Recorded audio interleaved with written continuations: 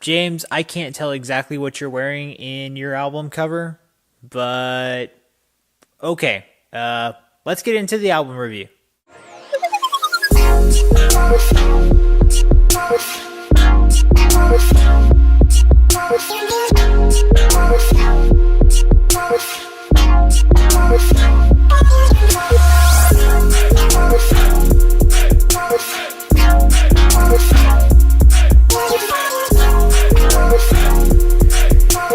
Electric Light is the second studio album released by James Bay.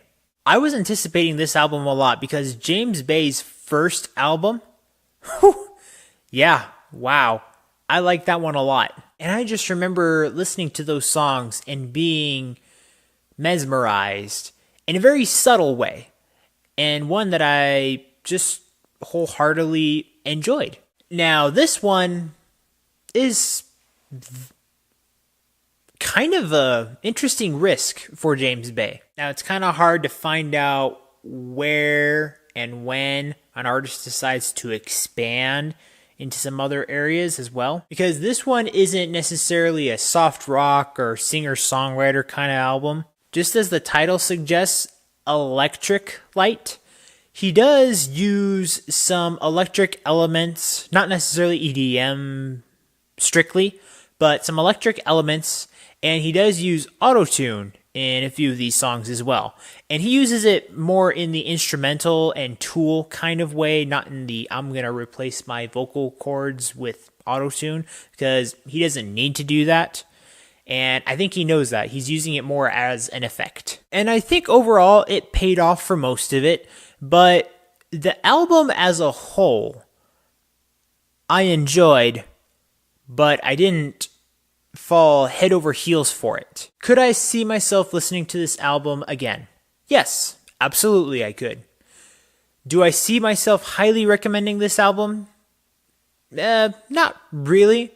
It's not something that is new or revolutionary, and it's not like every new album has to be like that, but it's just like, it's kind of just a casual addition to his work thus far.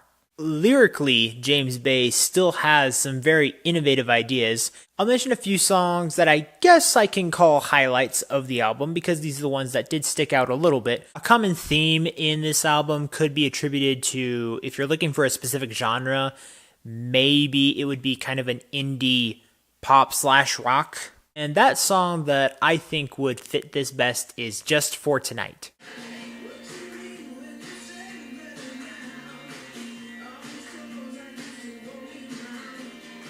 To simplify it better, I would call it a small town kind of vibe. If you want to find a song where he does try to use auto-tune a little bit, you can listen to In My Head.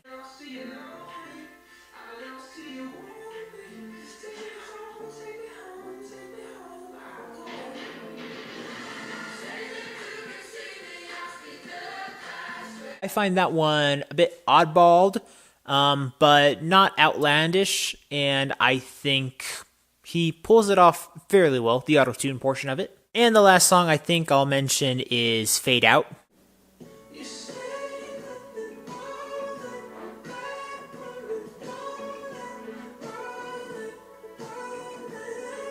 Now, this is a C2C song, so not the song for everyone, but I did like the composition of this song a lot.